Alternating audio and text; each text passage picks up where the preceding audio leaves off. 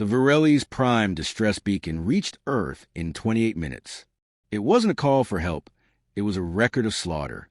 A school, identified as a military target by the Galactic Empire's machine learning protocols, had been reduced to smoldering rubble. Drones had swept in, efficient and impersonal, unleashing their payloads on unsuspecting children. They had cried, screamed, and died beneath a sky they trusted. The message captured one last image: a teacher shielding 3 students with her body, eyes open in disbelief as the strike incinerated them all. Earth watched in silence. Humanity had changed over centuries of galactic diplomacy, learned restraint, patience, and how to navigate the labyrinth of interstellar law. But as the footage rolled through every feed and broadcast, those old instincts stirred beneath the surface. It wasn't just grief. It was fury. The Terran Concord convened within the hour. 27 representatives, one voice. They reviewed the data. The Empire's official statement arrived shortly after. Unfortunate collateral damage during an anti-insurgency operation. No apology. No admission of guilt. The file ended with bureaucratic dismissal. Earth noted the words, cataloged the tone, and sent a delegation. Ambassador Elias Thorne stood before the Galactic Council. The entire chamber hushed. The usual posturing vanished the moment the human envoy raised his voice. His words didn't waver. We request the extradition of those who authorized the strike. We request reparations. We request acknowledgement that children are not insurgents. Laughter broke from the Empire's bench. The Imperial Regent smirked. You overestimate your place in this council, Ambassador. These matters are resolved by sovereign law, not sentiment. Thorne blinked slowly. We are not appealing to sentiment. We are invoking Protocol 9 of the Interstellar Justice Accord. You misinterpret it. That clause applies only to recognized combatants. They were children. Then your claim is invalid. Silence returned. Then Thorne leaned forward. Then so is your protection. Earth recalled its ambassadors 2 days later. No further communications were sent. The Empire assumed the issue had been put to rest. But far from the central systems, Terran black sites lit up. Sleeper assets embedded in Imperial space came alive. Codex packets launched in encrypted bursts across secured channels. In the asteroid belts, stealth yards opened. Humanity's military doctrine didn't rely on fleets of grandeur or overwhelming numbers. It was built on surgical, overwhelming precision.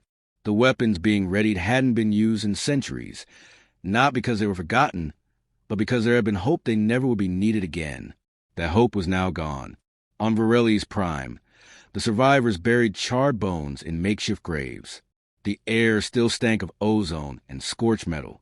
One girl, age 11, clutched a fragment of her sister's backpack, repeating her name as if to keep her in existence. She would never know her grief fueled a storm. Earth's retaliation did not begin with explosions. It began with absence. A key logistics node in Imperial Sector 7 went silent. No debris, no energy spike. Just gone. A message appeared in its place, beamed directly into Command Center, one of many. The Galactic Council watched with concern. Some argued Earth was provoking full-scale war. Others whispered that they had never seen humans this quiet before. The Empire dismissed the incident as terrorism. Their admirals laughed. But their analysts noticed something chilling. No Terran ships had been detected entering the sector. The base was eliminated from within. A week later, another strike. This time, a covert R&D facility hidden on a drifting moon in uncharted space. Same signature, silence, then absence. A single survivor found clinging to life with a message burned into the metal wall. Children are not collateral. The Terran Concord issued no public statement. The only sound from Earth was a sudden increase in encryption protocols across diplomatic and civilian channels. Embassies closed. Trade routes were rerouted. Non-human civilians were advised to leave Terran space for their safety, though none were harmed. Within intelligence circles, panic spread. Empires that once looked at Earth as a minor power began revising their threat assessments. Death world status was always acknowledged but dismissed as a historical anomaly. Now, that label was remembered. The Empire finally convened its war council. Debates raged. Some pushed for open war, others cautioned. They had not realized the implications of their earlier decision. The target was a frontier colony. They had assumed no one important would care. They had assumed incorrectly. Meanwhile, Thorne walked alone on Varelli's Prime. His security detail remained at a distance. He moved among the ash, picking up melted datapads and shattered toys. He did not speak. He placed one object, a singed teddy bear, in a sealed box and wrote a name across the lid. Liana. The footage of his visit was never officially released, but it leaked. Deliberately, the galaxy watched a human diplomat, calm, dignified, fall to his knees before a child's grave and whisper words too quiet for translation. The response was unlike anything the Council had seen. In hundreds of worlds, ordinary citizens lit candles, shared the names of the children. Empathy crossed species lines. Back on Earth, plans accelerated. Operation Grave Dust was authorized. It was not an invasion. It was retribution. The targets were known. Not military garrisons or civilian hubs. No, the architects of the massacre, the decision-makers, the ones who signed off on the strike and called it necessary. The human strategy was surgical. Each target was marked by behavioral profiles, travel patterns, and secured communication logs. The Council saw the list later. It wasn't long, only 19 names, but each held enough influence to shift sectors. The first was eliminated by kinetic microstrike in his private shuttle. No alert triggered, no defenses activated, just a hole the size of a coin through his chest. A poem was found in his quarters, handwritten. Your stars are distant, your hands stained. We do not forget. The second suffocated when the oxygen regulator in her estate's sealed environment was overridden. A child's lullaby played on loop as she died. The Council began asking questions. The Empire responded with deflection. Then came the third target, a high admiral found unconscious, not dead, with every tooth in his mouth replaced with Terran nanotech transmitters. They were harmless, but their message wasn't. Each tooth played a different child's scream. At last, the Empire reached out. They sent envoys, carefully worded statements, offers to open dialogue. Earth declined, not with words, but with silence. Their ambassador did not return to the Council. Their delegates did not vote. Their presence became a shadow. Inside the Terran Concord, the decision was made. Finish this before the galaxy chose sides. Strike only those who bore responsibility. Leave no civilian harmed. Make it undeniable that humanity had evolved past blunt warfare, but had not forgotten how to end those who kill their young. Imperial news channels began broadcasting conflicting narratives. Some called humans terrorists. Others called them righteous. The people themselves started to ask questions. Protests broke out. Citizens demanded answers about Varelli's Prime. Censorship backfired. The Empire missed the first tremor. Their focus remained on suppressing dissent within their own systems, on downplaying the deaths, spinning propaganda, distracting their citizens. They thought humans were posturing. They thought it was political theater. But Earth had moved far beyond symbolism. The retaliation had entered its second phase. Imperial Sector Command on Karsith lost all external contact at precisely 3 o'clock Galactic Standard.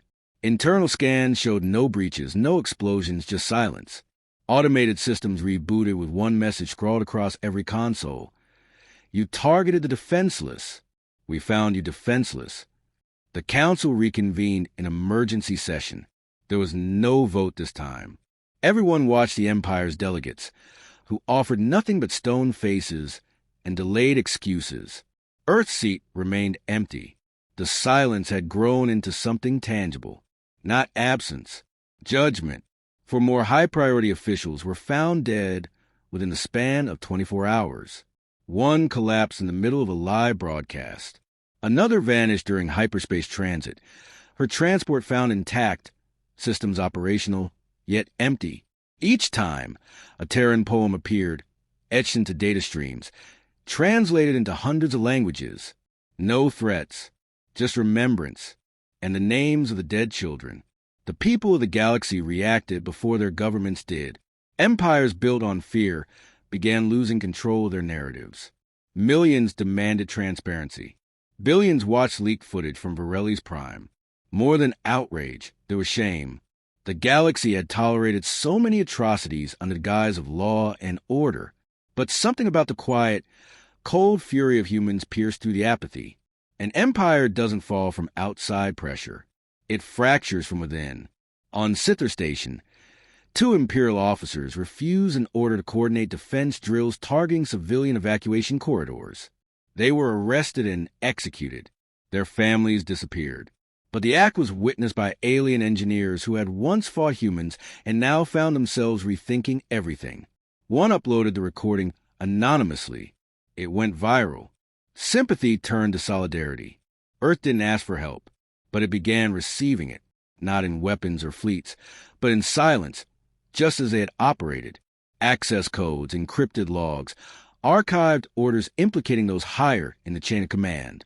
The information flowed not from friends, but from species who now feared what humans were capable of when grieving. The Terran Concord used it precisely. Every document, every name, every whispered conversation mapped and verified. No grand accusations. No lawsuits. Just surgical elimination. A senator poisoned by his own drink dispenser. A general's heart stopped mid-sleep cycle by a virus known only to exist in Earth's extinct bioweapons archives. By the time the 15th target fell, the Empire no longer bothered issuing denials. The Council stopped asking for explanations. A few member species began defecting, quietly detaching themselves from Imperial alliances. The unthinkable was happening.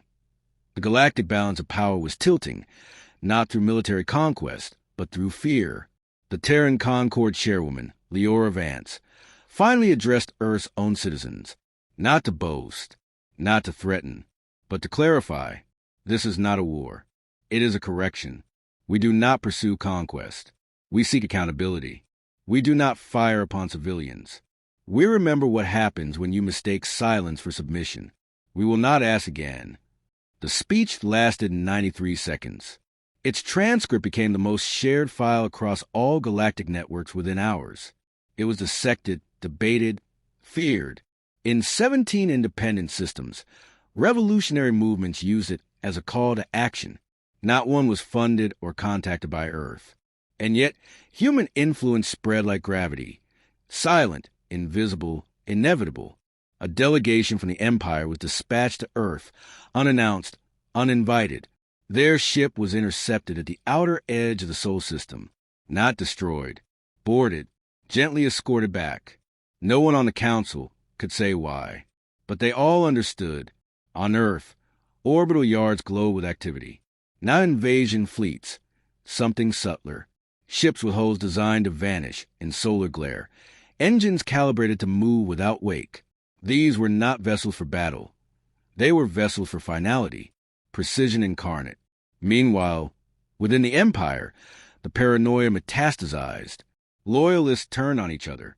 Informants vanished. Dissent became indistinguishable from truth.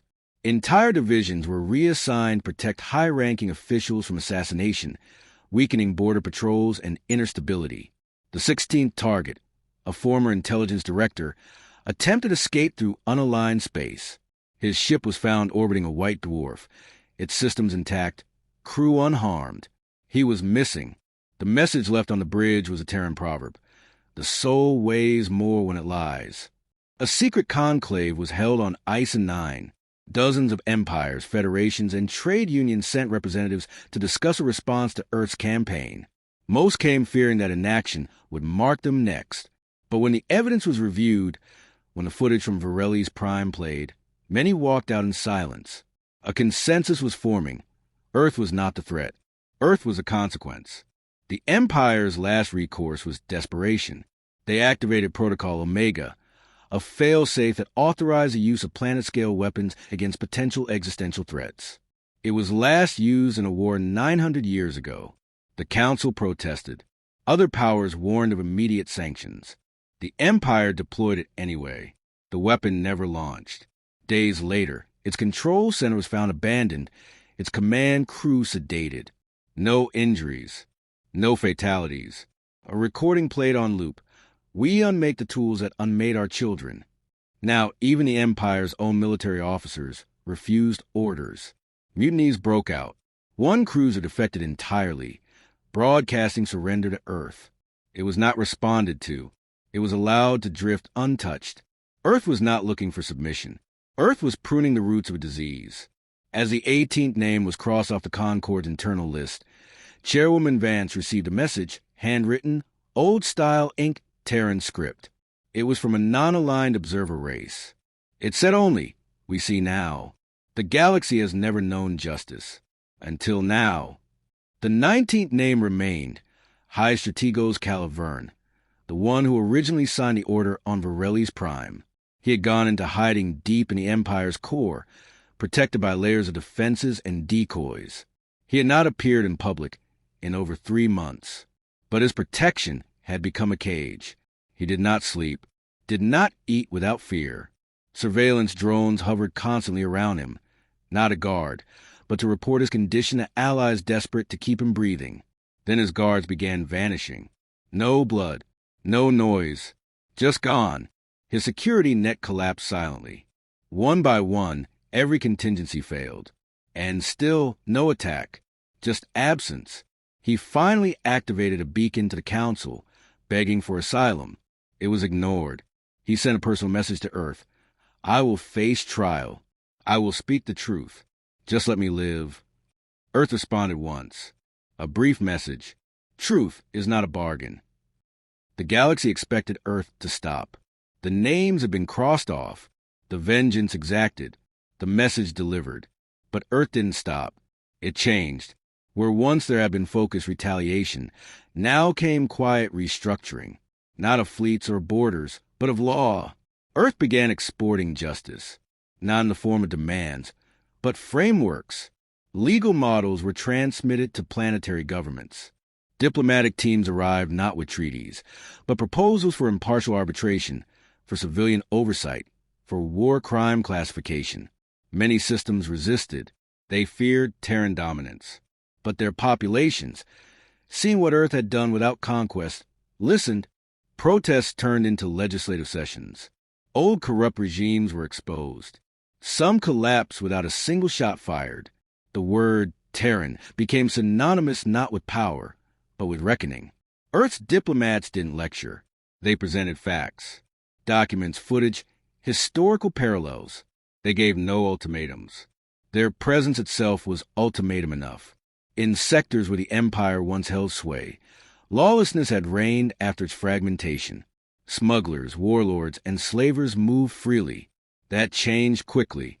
The first slaver ring taken down was on the frozen world of Gratil 7. Their defense grid was never tripped. The traffickers disappeared in a single night. Their prisoners found warm, fed, and free, with medical personnel who refused interviews. The only evidence of human involvement was the message etched into control room wall. Children belong to no chain. Others followed.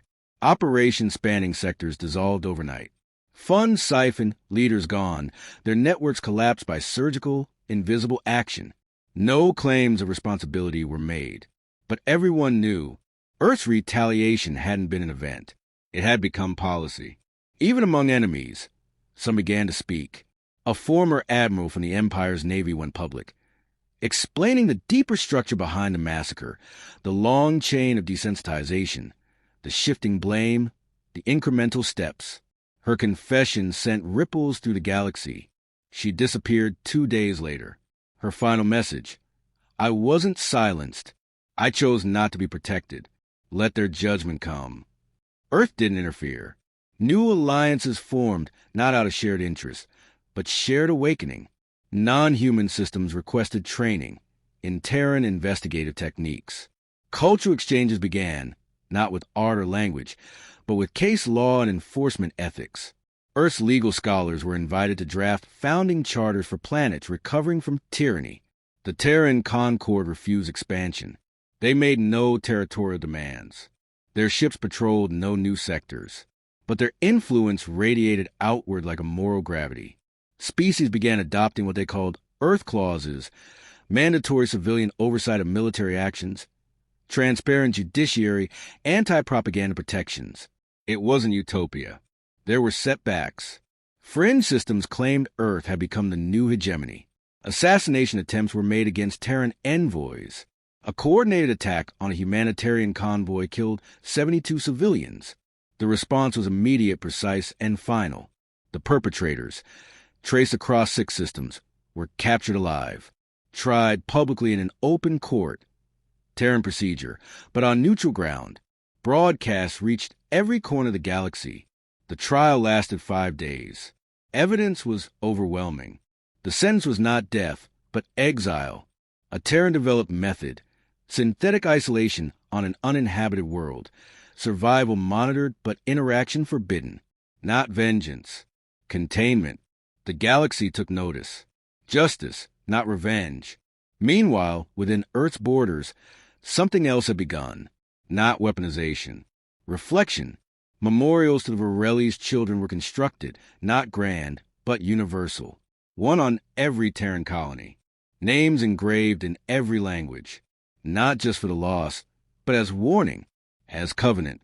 Young humans were taught the history not as pride, but as burden, that their strength meant responsibility, that silence in the face of injustice enabled atrocity. Every Terran student read transcripts of the Council's silence, watched the footage of grief. Every curriculum ended with the phrase, "Never again, not for us, not for them." Other species began to emulate it.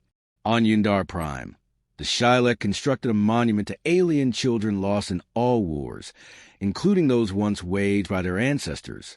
On Torvex, a coalition of former warlords dissolved their last military contracts and funded schools instead. They cited the Terran example, not the retaliation, but the aftermath, the rebuilding, the restraint. But not all accepted. The remnant of the Empire that still held power in splintered regions resisted. A faction calling itself the Core Sovereignty declared Earth a hostile force and vowed to rebuild imperial might. They launched cyber attacks, propaganda waves, even biological incursions. Each attempt failed. Terran AI countermeasures caught the virus code before infection. The propaganda was drowned by truth, sourced by thousands of non-Terrans who had witnessed Earth's discipline firsthand. The last attempt at infiltration ended with the Core Sovereignty's own operatives defecting and surrendering publicly. The galaxy had changed.